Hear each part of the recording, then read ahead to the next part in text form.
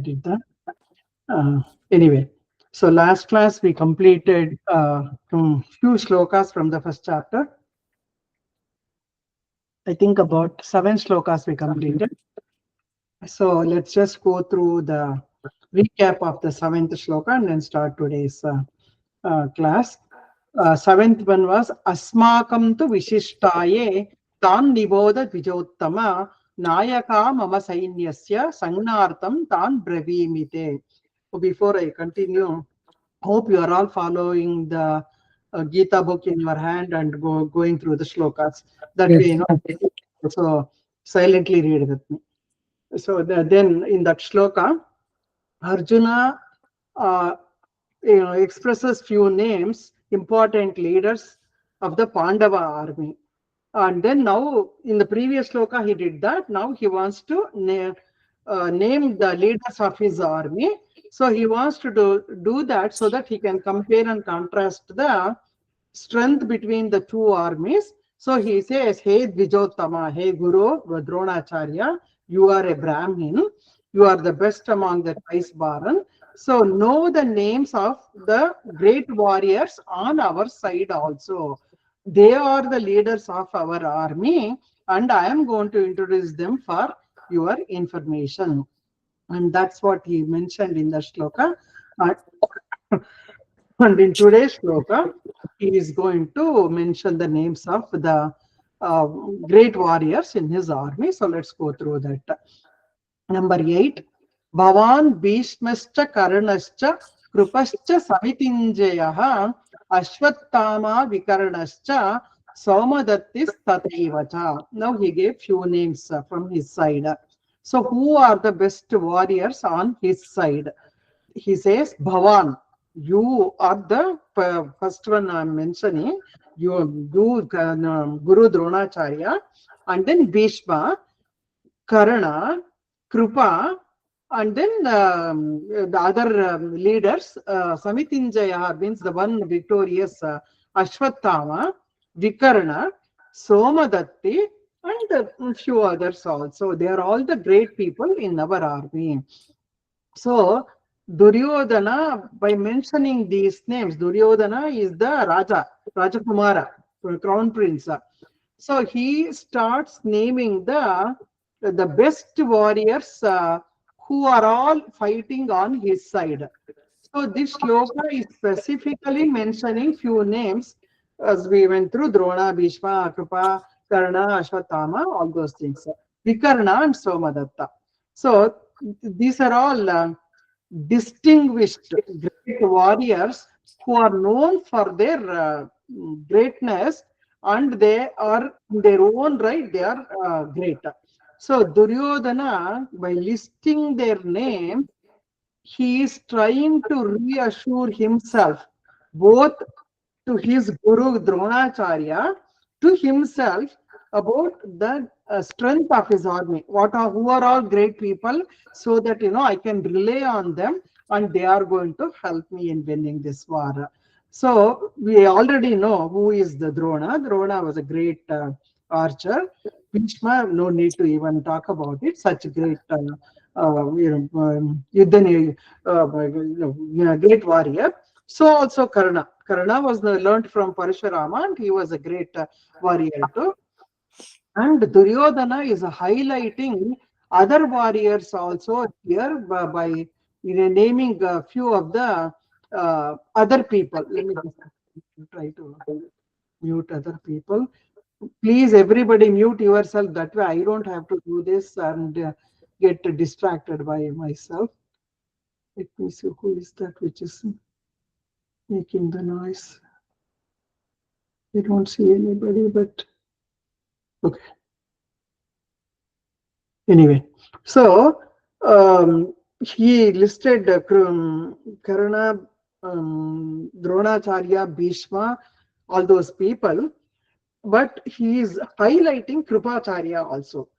Krupacharya was the brother-in-law of Drona, and he was also a great warrior. He was known for his great capacity, and he also was a very wise person. He had a lot of wisdom, and he was so veteran in the battlefield. Just like Drona, he has also learned everything, and he had great experience. He learned from his father. So that's why he mentioned Krupa. Then he included Ashwatthama. Ashwatthama is the son of Dronacharya, and he learned from his father, like both Kauravas and the Pandavas. So he was also great. And then he mentioned Vikarna. Vikarna is his own brother. So why he is trying to show that whether it is my close allies, my great friends, or my gurus, or my relatives, and my own brothers. So he is trying to present a united front. Through my family, through my friends, we are all united in this war, and they are all so loyal to me, and that is why they are working on my side. He mentions the name Somadatta. Somadatta supported the Kauravas, and he joined the band to fight the war, because this Somadatta had his father, they had enmity with Vrishni Vamsha, Krishna's Vamsha. They fought, and Krishna is on this side. And now the army of the Krishna came to the Duryodhana side. This guy is also there, and then he wants to take revenge on the uh, Krishna and his father, because then there was an internal fight. I don't want to distract and go through that story. Now, another important person whom we have to look at it is Vikarna. Vikarna is name is very interesting here, because Vikarna is his brother, as I said already. Unlike his Duryodhana and his other brothers, he had strong moral values. And Vikarna opposed to Duryodhana in lot of things, and especially that scene that comes to our mind is Draupadi Vastrapaharana.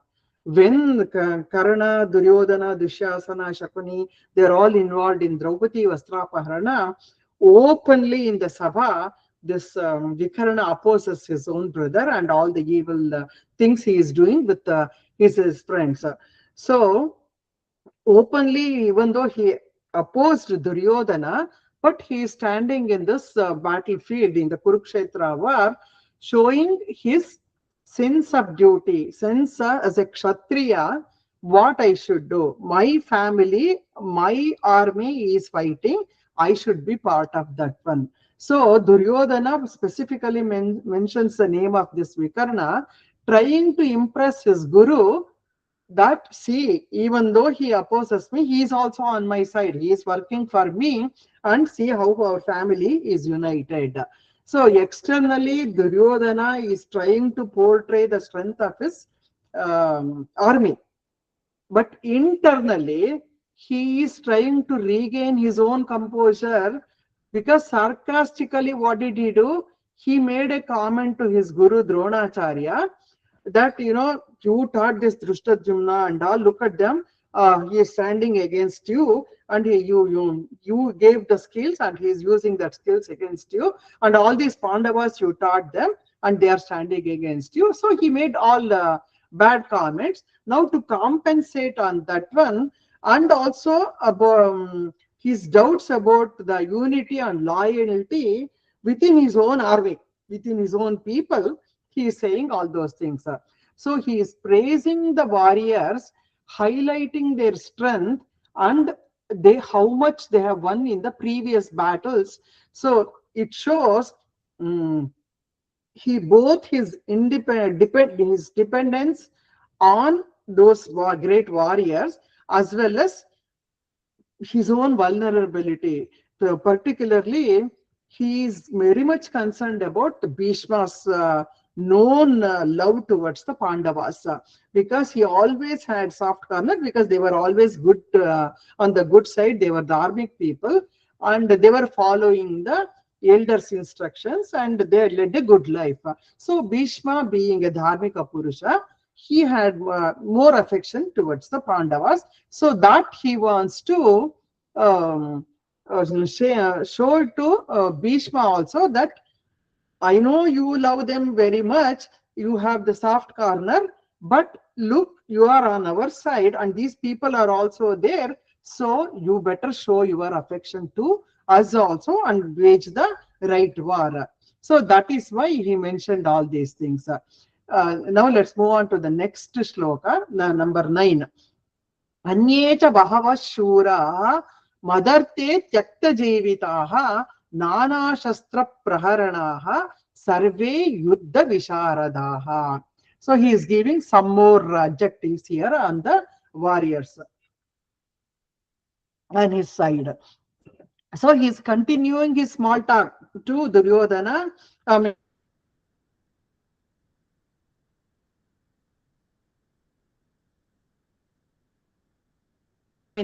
Madarte, on my sake, for on my behalf, Tyakta Jivitaha, they have come to this battlefield, fighting on my side, and they are ready to give up their life also. Tyakta Jivitaha, they are okay to give up their life also.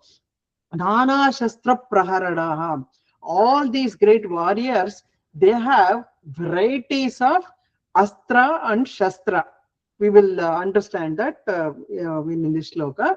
They have varieties of weapons, varieties of missiles, and Sarve Yuddha Visharadaha. They are so expert in war. So they are all very skilled in the battle, and they can wage a great war.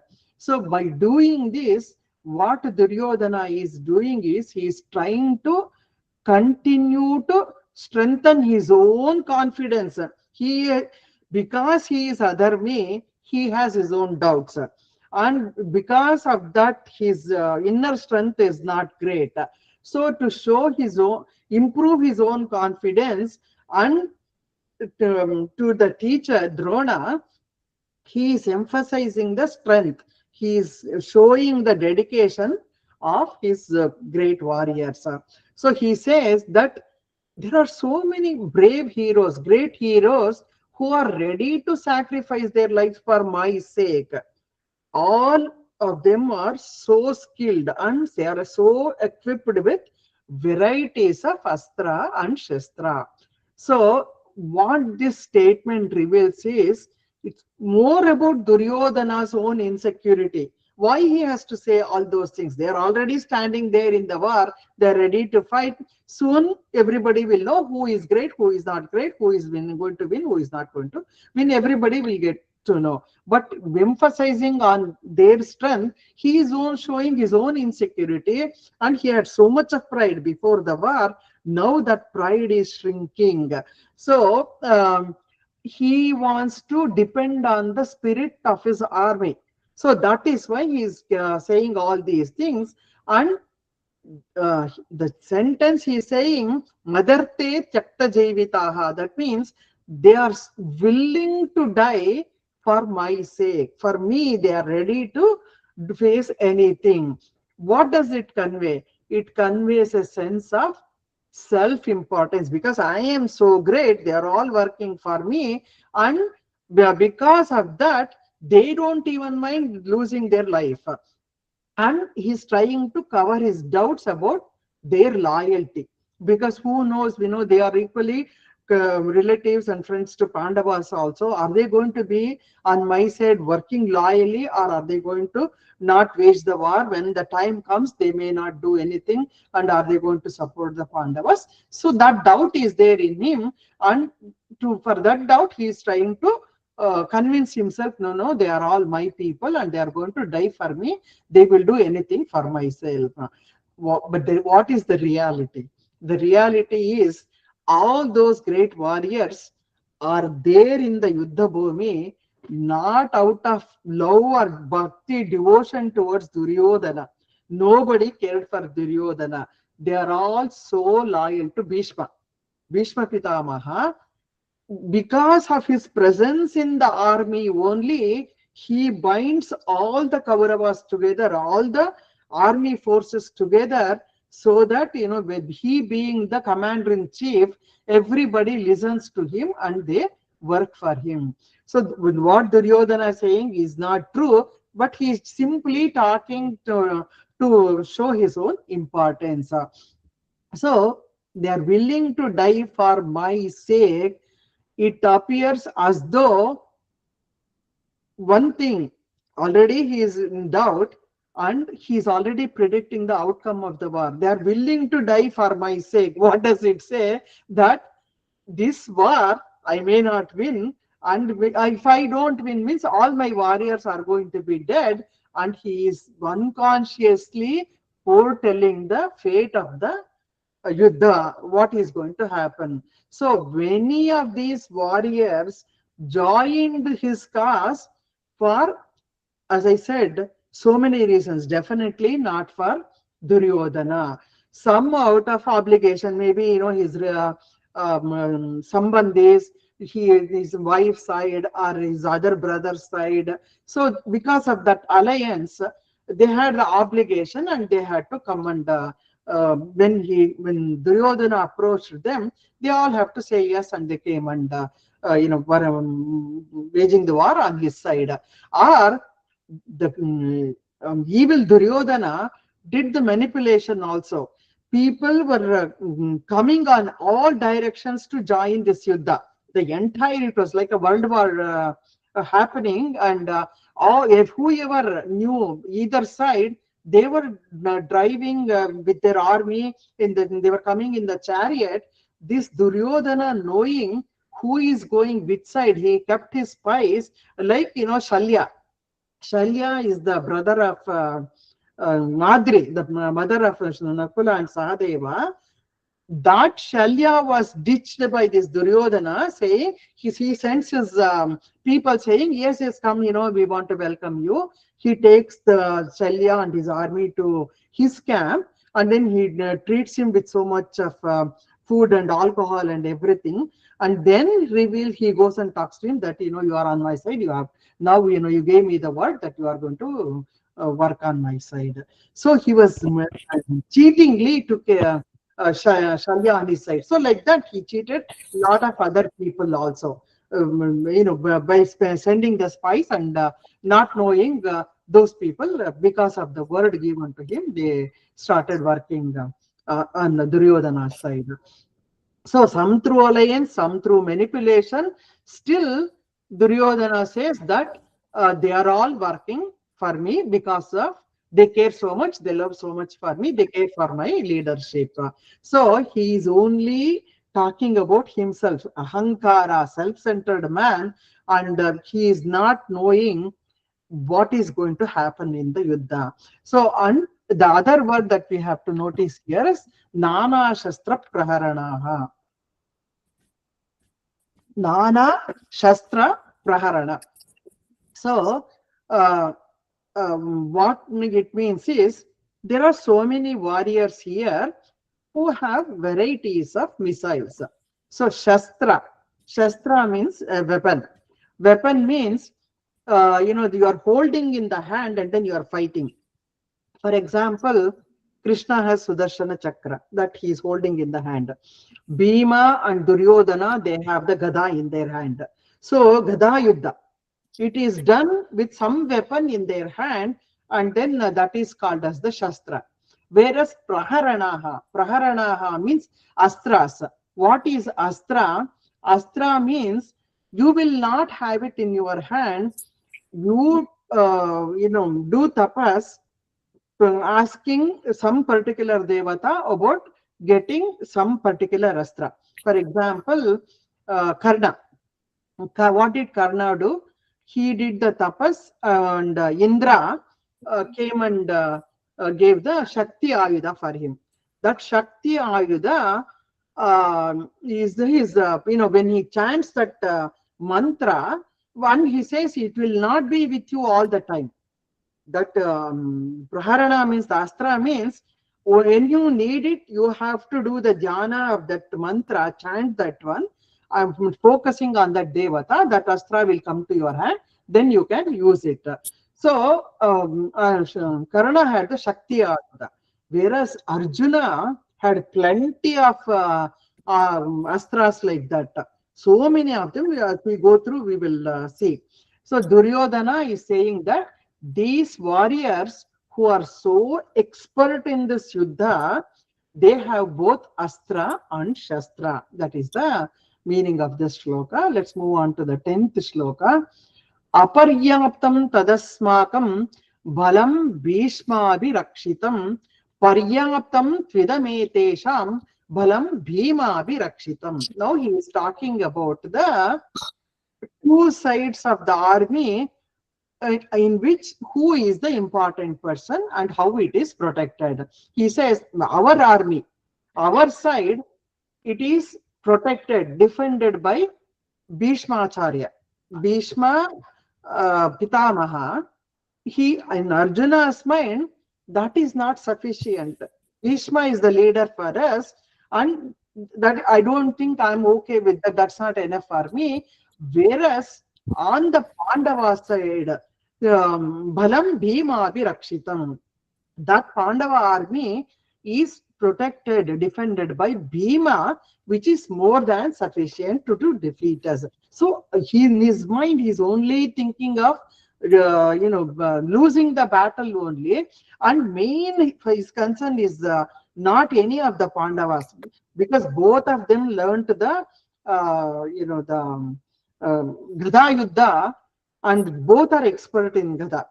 Duryodhana is very good in Gada, so also Bhima.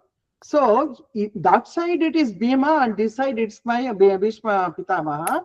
So Bhishma Pitamaha is known for Astra Shastra, and he may wage war in Gada also, but he's not that expert.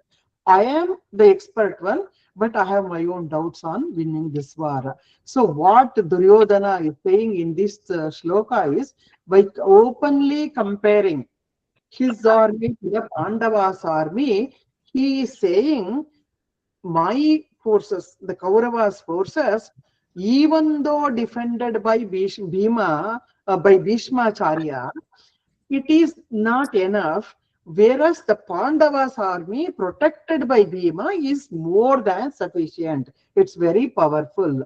But we know in the previous shlokas we learned what is the strength of the Kauravas army. 11 Akshavahini Sainyas, and on the Pandava side it is only 7 Akshavahini Sainyas. And he lured all the great warriors to go on that side. So naturally their strength, their power is more compared to the Pandavas. So numerically Pandavas, the Kauravas are stronger. Qualitatively, quantitatively also they are more powerful than the Pandavas. So Kauravas are much more strong, because Bhishma alone is enough to wage the war and take care of him, because he had the Ichha Marana. No one can kill him, and he cannot he's such a great warrior. No one can face him in the battlefield. That kind of greatness Bhishma had, and for him, that Bhishma is not enough. And Guru Dronacharya, he was no less. He was great warrior. He is the one who taught the Astra Shastra Vidya to all, both Kauravas and the Pandavas. But for him, this Guru Dronacharya is also not enough. So, in fact, he should have more confidence in Drona, because he is the guru to both the sides, and he knows what is the strong point, what is the weak point in the opponent army also, in the Pandavas army. He knows all of them so well.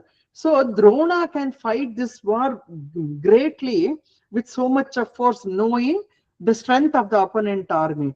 And think of Karna. Karna and Arjuna knew everything. Only thing is Krishna was on Arjuna's side, and Karna had the shapa of his guru Parashurama. Because he did not reveal his identity, Parashurama gave him the shapa that when in need, when you have to use the astras, it will not come to your memory. Because of that, Karna was not equal to Arjuna. Otherwise, they both were equally learned and equally strong. So he, same way, Krupacharya or Ashwatthama, Krupa by himself great, and Ashwatthama, being the son of Dronacharya, learned from his father. He is equally great, and all of them are on the Kaurava side. So whether fortunately or unfortunately, even though Duryodhana's side is superior, both qualitatively and quantitatively, Duryodhana is feeling so weak. Why? Because he is adharmi. Adharma will not give you the confidence, will not give you the strength. So from this, we understand that where dharma is not there, where bhakti is not there, in such a place, you will not have inner confidence, you will not have inner strength. That will be gone. However strong you are externally, internally you will be weak only. So dharma is not there on the Duryodhana side because he was constantly from childhood violating the dharma. So that is why he always had a doubt, and he had such low esteem because he never followed the dharma. So whoever violates the dharma, he might be materially rich, because now Chakradipati Duryodhana took the Indraprastha from the Yudhishthira, and they are so rich, but that richness will not give you inner confidence, it will not give you peace of mind, it will not give you strength also. So Duryodhana, the biggest mistake he did was he was not a bhakta of Sri Krishna Paramatma. He never understood the value of Bhagavan and the grace of Bhagavan. Anugraha. He did not believe in that one. So even though he was so rich materially and he had support from so many great warriors, he had no confidence within himself. Whereas Pandavas were full of confidence because Krishna was their Sutradhara. He was ruling their army. He was guiding them every step of the way, and his Anugraha was there all the time on the Pandavas. So this reveals Duryodhana's inner anxiety and his lack of confidence, even though externally he is trying to appear that he is self-confident, is I am okay. So these doubts are coming from concerns about the true loyalty, the true morale of his own warriors. He is doubting his people. When once you know they are on your side, you should have confidence in them, but he is doubting them. Not only the warriors who came from outside, this evil Duryodhana is doubting the loyalty of Bhishma, Dronacharya, all those things, because they are soft towards Pandavas. They love the Pandavas more than me. So he is questioning their commitment. This insecurity of Duryodhana leads him to exaggerate the threat posed by the Pandavas, particularly for him, Bhima. Bhima is biggest enemy. So he says, under Bhima's leadership, we may be under threat, we may be, we may not win the war, like that. So this shloka highlighted the importance of how we have to be aligned internally, and we should start anything with genuine undertaking. Unless you have that confidence, you should not do anything. Self-doubt and divided loyalty, what will it do? It will weaken your own determination, as how Duryodhana is wavering in the battlefield about his own side. So this shows that the true strength comes from Bhagavan's anugraha by showing bhakti to Bhagavan. So that is why, our Shastra, and simplest way, the greatest Mahatmas have written the Subhashitas, and in one Subhashita, it is said, Arakshitam tishtati daiva rakshitam, surakshitam daiva hatam vinashyati, jivatyanaatopi vanepi rakshitaha, krita prayatnopi gruhe vinashyati. Beautiful shloka. Arakshitam tishtati daiva rakshitam. You have no support, no strength from anybody. You are alone. But you have so much of bhakti towards Bhagavan, Daiva Rakshitam. When you are alone, but when you have so much of bhakti towards Bhagavan, that Daiva will protect you. Daiva will Rakshitam. Surakshitam, it will keep you safe. The Daiva Hatam Vinashyati. Whereas when you don't have the Daivanugraha, you get destroyed. You will not be safe. Jivatyanatopi vanepi rakshitaha. So you may be with full of richness, you may be with everything you can think of in the world. When there is no Daivanugraha, you are vinashyati, you are dead, and you are alone. You may be in the forest, nobody to help you. Vanepi rakshitaha. Even in the deadly forest, when no one is there to help you, you will be still alive, because alive, you are anatha. You are, anatha means, that nobody to take care. And with all that, you will be still alive. Krita prayatnopi gruhe vinashyati. You are sitting in your home, comfort of your home, with all your people, with all your strength. Still, you, when Daivanugraha is not there, you will be dead. You will be destroyed only. So we know why the Pandavas have this Rakshana, because Krishna's Anugraha was on their side, whereas Kauravas did not possess that one. So one classic example we can take through the Mahabharata is Duryodhana did not have any faith in Krishna. Is, the Indraprastha is taken, they were sent to the Agnatavasa, and then they came back after 1 year asking for the to give take back their kingdom. Duryodhana will not give. Several people try to interfere and then try to put some sense in Duryodhana, and nothing happened. Finally, Krishna goes for Shanti Sandhana. Krishna goes, and then when Krishna goes to the palace of the Duryodhana, he says, you have to give, this is not right, you have to give something to the Pandavas, give the half the kingdom at least. He says, no, I will not give. Okay, don't give anything, let them live happily by themselves, at least give them the 5 villages. He asked for just 5 villages, each one of them can live there happily. He says, I will not even give a piece of land where a needle can fall. So imagine that the tiny land also I will not give without waging a war with them. And then Krishna, he won't listen to Krishna's words, seeing the ego of Duryodhana and not ready to listen to his elders. Krishna tries to punish his behavior. Immediately, what does the Duryodhana do? He tries to tie Krishna with the rope and then attack him and then take him to his position and put him in the jail. That is when first time Krishna shows his Vishwarupa Darshana, and then seeing that, they are all wonderstruck and they were in terror. Terror is created in their hearts, and that is when Krishna goes to Vidura's house for the food and won't touch anything in Duryodhana's house. So the failed talks led to the war. And why did Krishna do that? He wanted to restore the dharma.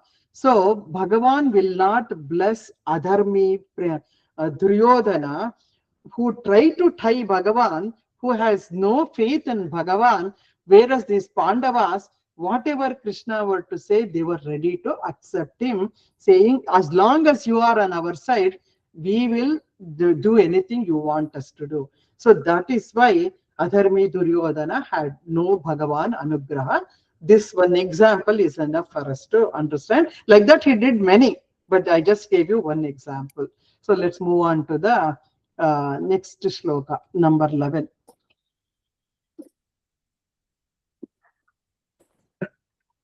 Ayaneshu cha sarveshu yatha bhagam avasthitaha bhishmamevavi rakshantu bhavantas sarva evahi.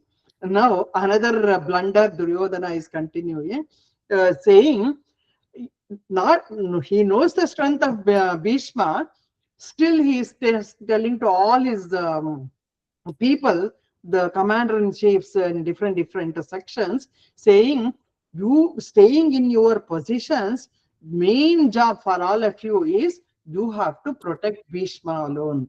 Because he knows Bhishma is the greatest warrior, and if he is not protected, and if Arjuna comes and attacks him, then their war is over immediately. So you all have to protect Bhishmacharya. So one thing is, Duryodhana tried to put down Dronacharya's confidence by his words, but nothing happens to Dronacharya. So when Drona did not say anything, he just kept quiet.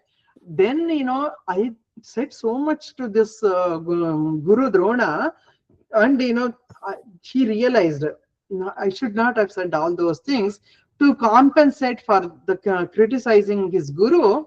Now he named all the names of these great warriors, exaggerating their qualities in order to see that, I am so confident with all these people, we can wage the war. And he hid his nervousness. And weighing the strength and weakness of both the armies, he tried to rally his commanders, and by giving a decisive order, definite order. He said, you all have to remain in your positions. You are all, the army position has been given, Bhishmacharya has given, and then you all have to stand in your positions as given to you by the command, and staying there, you all have to protect Bhishma above all the other people. So what does it reveal? It reveals that he is aware of his unity in his which is fragile in his army, and he is composed of disjointed allies. They are not there because they love Duryodhana, they want to fight for him. For so many other reasons, they all have come there. And then, when once Bhishma falls, nobody is can control like him. And then, my army becomes so fragile, we are going to lose the war. So Bhishma's presence is very much needed at that time, and it was very much essential in holding the army together. As the commander-in-chief, he was the one who was putting forth everything, and everybody should listen, and they would respect him, and they would do that. So Duryodhana was suffering from sense of insecurity. He felt there is only one person in our army who can give us security and who can give me confidence, and that is none other than this Bhishma Pitamaha. And at any cost, we have to protect him. Because if he shows his weakness towards Arjuna or the Pandavas, and if they come and attack him directly, we are doomed, we are gone. So Bhishma, being the eldest Kuru in the Kuru Vamsha, the eldest living person is Bhishmacharya, and he did so much for this Kuru Vamsha. He sacrificed his own personal life for the welfare of the dynasty. So Satyavati put the condition that, my children who I am going to bear, they should become the crown prince and then take over as the king, and this Bhishma has nothing to do. For the happiness of his father, Shantanu, he agreed to that term. I will never become the king. I will never become the crown prince. I will protect this Vamsha. I will take care of them. So Duryodhana knew he does not need anybody for his own protection from externally. He can protect himself, but his insecurity is making, say, all these things. And Bhishma, how we know, even the Pandavas knew how he cannot be, no one can win the war. We know the story of, when Chitravirya and Vichitravirya, the sons of Shantanu and Satyavati, were to get married. Kashi Raja had 3 daughters, Ambe, Ambike, Ambalike, and when the Swayamvara was arranged, the Bhishma goes there and shoots out all the other kings present there, and then brings the three girls, so the two of them can be married. But this Amba was already in love with somebody else, and then that Amba cannot marry anybody. She says, you marry me, because my life is ruined. My boyfriend will not going to marry me now, because he was defeated in the Swayamvara. Now you marry me, but Bhishma, because of his pratigna, he won't marry her. So she gets so mad, her life is ruined. She does the tapas, and then in the tapas, in the next janma, she says, I want to come and kill this Bhishma. So, and she knew the secret that Bhishma will not fight with the women warrior. So she wants to be born as a Shikandi. And when Drupada does the yagna, the Shikandi and this Draupadi were coming from the Yagna Kunda, fully developed. And then this Shikandi's main purpose was to kill Bhishma. So what happens when the war is going on? Bhishma was attacking the Pandavas so badly, and then Yudhishthira loses his confidence, and then he says to Krishna, Krishna, I don't know what to do with this Pitamaha. He's killing our army so badly. I'm thinking of going and surrendering to him and telling him that, there's no way we can win over you. So what is the secret? Krishna says, don't worry. Me and Arjuna will take care of it. You are going to win the war, but you can go talk to him. So he goes, and when the Pandavas goes and talks to Bhishmacharya, he says, you can defeat me only when a Shikandi comes and fights with me. I will drop all my Astra Shastra. At that time, you can win over me. And still, I'm not going to die because I have Icha Marana, and I will not fight again after that. That is when Arjuna takes the Shikandi as his Sarathi. That day, Krishna was not the Sarathi. Arjuna takes the Shikandi, and the minute he goes and the Shikandi shoots the arrow, Bhishma drops his Shastra, and then Arjuna shoots him big time, and then the Bhishma's Yuddha is over, and then he says, create a Shastra Sharashaye for me, and then I will not die until this war is over, because I have to, my vow is that I will protect the Kuru Vamsha. They're still fighting, and I will wait for that to end. And that's how, he himself gives the secret of his calling to the Pandavas, and that is only the Pandavas. Krishna knew, the Pandavas knew, Duryodhana did not know that. And one person, he was so capable of waging the war and destroying everybody, but that Pitamaha, Duryodhana, is doubting, not knowing his capabilities.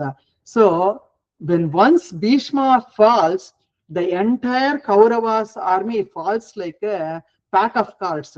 Boom. 10th day Bhishma falls, in 8 days, the war is over. 18th day, the war is over. So not knowing that, he is talking all nonsense to his army, saying, you protect the Bhishma Pitamaha. What a great warrior. He has no clue. Let's move on to the next shloka.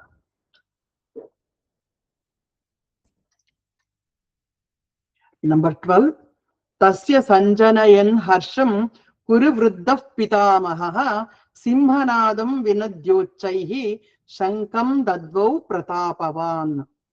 Now, Bhishma Pitamaha, being the Pitamaha, the eldest in the Kauravas army, he saw how Duryodhana is behaving, how he is talking. He went to Guru, Drona, what all nonsense he said, and what is he talking to the army chiefs and all.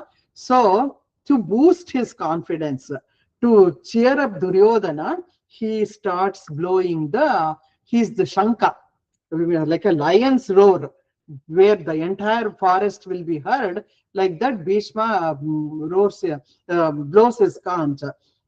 Because the atmosphere is very tense, Duryodhana is acting badly, and Yuddha is all set up. If people are ready to fight, they're just waiting for the signal. So who can start that?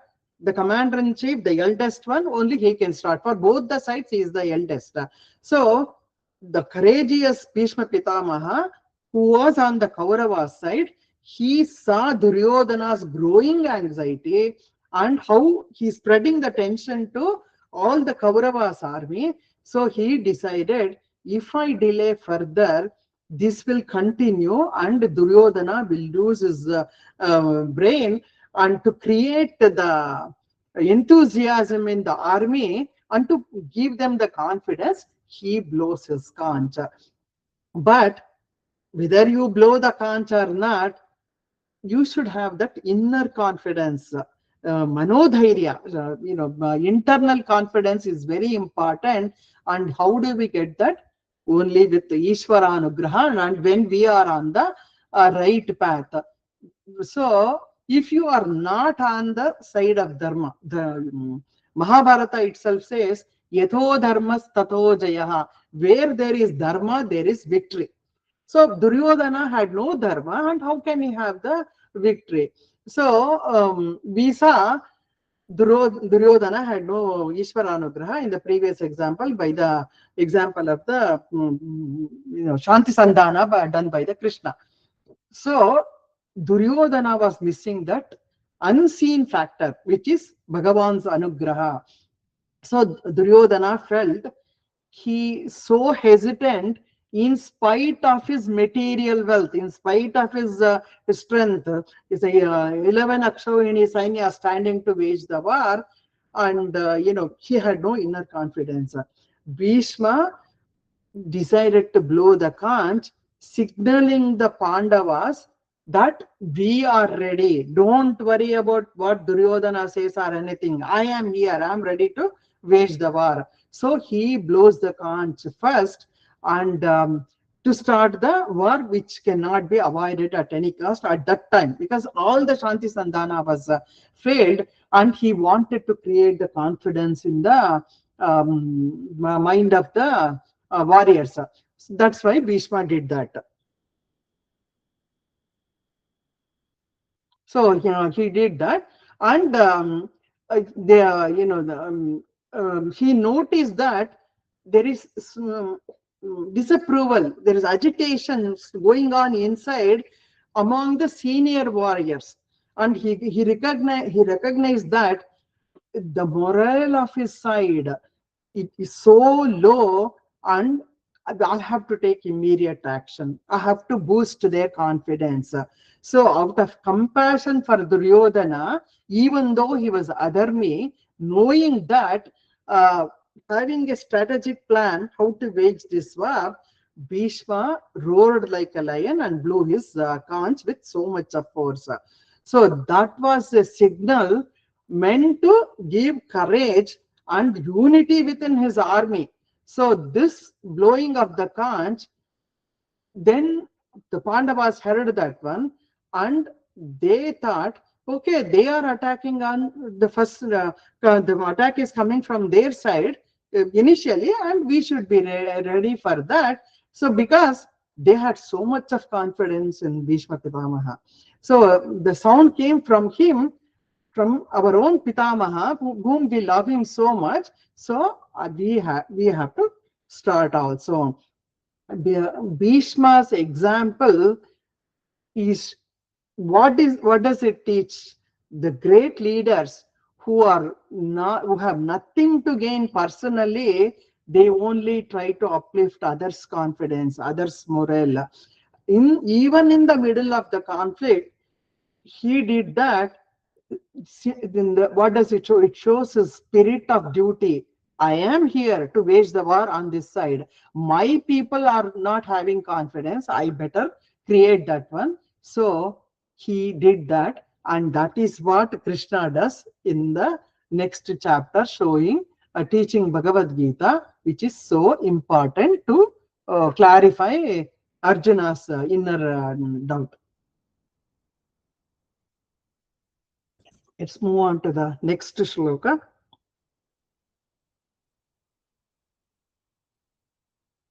13. Tatah shankascha bheryascha panavanaka gomukah Sahasaivaabhya hanyanta shabdas tumulo abhavat. So after Bhishma blew his conch, then so many other people, they started using their own instrument, whether it is a kettle drum, whether it is a trumpet, whether it is a small drum, whether it is a cow horn they used to use in the olden days. So immediately several other noises were heard, and the noises were so loud, so violent, the scene was created. So as soon as Bhishma Pitamaha blew the conch for all the other people's confidence and the Kauravas army, varieties of instruments were heard. So that is said as Shankascha Beryascha Panavanaka Gomukaha. That means Shanka, Shankanada, and then Berya, the bands. The bands, even in the Indian army, even today they use the band, that kind of band. And so other instruments were heard, blown to create the enthusiasm. So when all of them were simultaneously doing that, that sound reverberated the entire Vidyabhumi and became so noisier than the original sound, because everybody got excited and everybody started making noise. So that signified the Kauravas' formal declaration of war, and it reflected the tension that was there, how they were emotionally charged, and how the commanders were showing their readiness. So Bhishma's intent was only to rally Duryodhana, who was so anxious, and that was very clear by his behavior. So this uproar of all the other instruments by other people showed that how the Kauravas army is so aggressively determined to work on the Kauravas side. So they showed their readiness, and now Pandavas have to do that one. They have to show their readiness, and that we see in the next shloka, number 14. Tata Shvetair Hayair Yukte Mahati Syandane Stitau Madava Pandavaschaiva Divyo Shankau Pradadbatuhu. So after the Kaurava side noise was heard, immediately the first person to do that now in this shloka, Madhava Pandavas Chaiva. That means Krishna and Arjuna are introduced in this shloka, and they were seated in the Adbhuta Ratha, magnificent chariot, and the chariot had the 5 horses. And Krishna blew the conch first, then Arjuna did that one. So first time after the 13 shlokas, we hear about Krishna and Arjuna in this shloka, and the description of the chariot is given. Who are they? Krishna and Arjuna, Naranarayana, and their presence is explained through the Ratha. So the Krishna, Arjuna and Krishna were in the Ratha. The horses are said as the Shweta. Shweta means white in color. So Yato Dharmas Tato Jayaha, and that is what we are seeing here. Where did Arjuna get this Ratha? There is a story behind that. The time is over. Quickly, I will try to summarize that one. Arjuna and Krishna, when they were in the Indraprastha, when Yudhishthira was the king, suddenly Arjuna says, "Come on, Krishna, let's go to Yamuna Tira river, and let's enjoy there and come back in the evening." And they both go. When they go there, Agni Deva comes in the shape of a Brahmin, asking Arjuna and Krishna to protect him. And then he reveals his identity, that I am Agni. This Kandava forest is full of dense trees and plants and everything, a lot of animals also. A lot of Rishi Munis have done the yajna for a long time, and I am the carrier of the Havis, and I have taken lot of this ghee, and my stomach is indigested. I need to get rid of this indigestion. So he goes to Brahma, and Brahma says, go and take this Kandavadahana, burn this one, then your indigestion will go away. So I tried to do that, but what happens? The Indra is protecting this Kandavadahana because his friend Takshaka is there, and because of that, he's when I try to burn it, he's pouring rain, showering rain on that forest, so I cannot do anything. I need your help, Arjuna. Can you help me, both of you? Arjuna says, I have no problem helping you, but I don't have a good Ratha. I don't have Divyastras many also to fight Indra. So if you can give me all those things, I have no problem. I will do that. Then Agni goes to Varuna, and then Varuna gives him this Divya Ratha, which is Shweta Vahana, the five animals standing, pulling the Ratha. And then this Gandharva comes and gives different varieties of astras also to Arjuna to use it in the battle.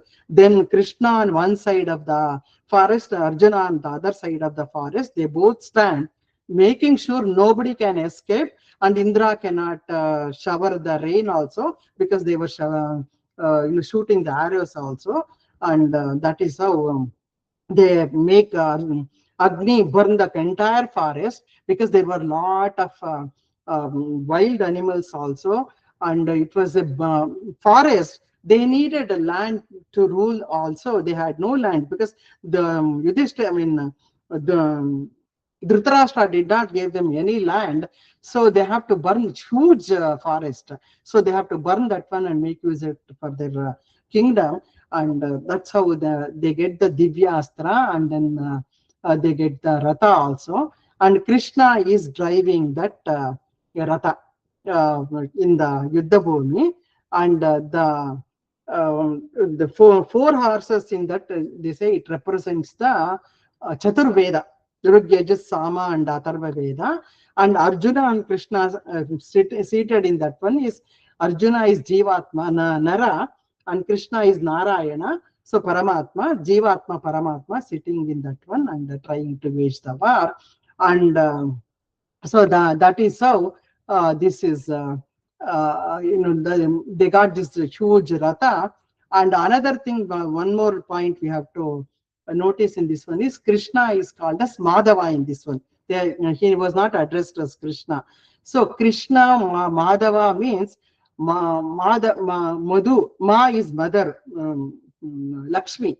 Lakshmi and Dhava, the bearer of Lakshmi. So Lakshmi Pati is Madhava, and this Madhava is also known for the Madhu Vidya, Dhava.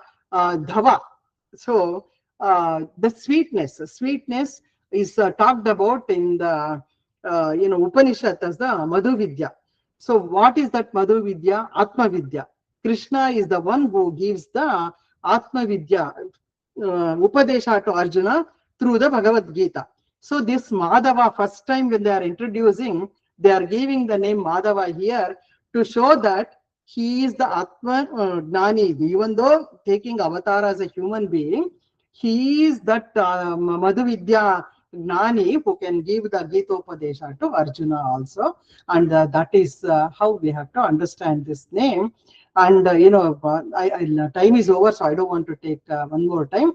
In the Kathopanishad, this Ratha is talked about, comparing our body to the Ratha, where the sense organs go out and Vishaya Vastu brings us the knowledge to the Manas. So sense organs is in a way, we can say, not directly, we cannot we can say that, but sense organs are the one who gives us the knowledge. But it's not the Atma Gnana, it's the Vishaya Gnana. Vishaya Gnana is given.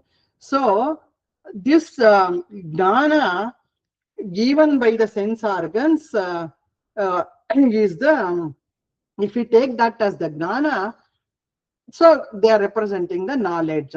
And that Gnana is the real Gnana. Atma Gnana has no Kalmasha, Kashmala, impurity in that one.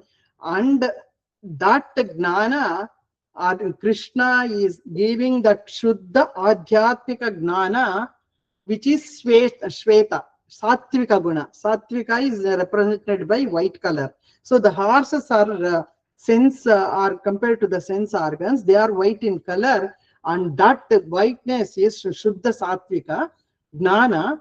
That Krishna is going to, being seated as a Sarathi in that Ratha, he is giving to Arjuna. So that is the meaning. That we can say, you can interpret, take this way, you can interpret in any way, but I thought, this, if we take this way, it's not meaningful, and then, because Gita is coming, and we can understand this way. So we covered 14 shlokas. We will continue in the next class. Let me just finish this 1 second.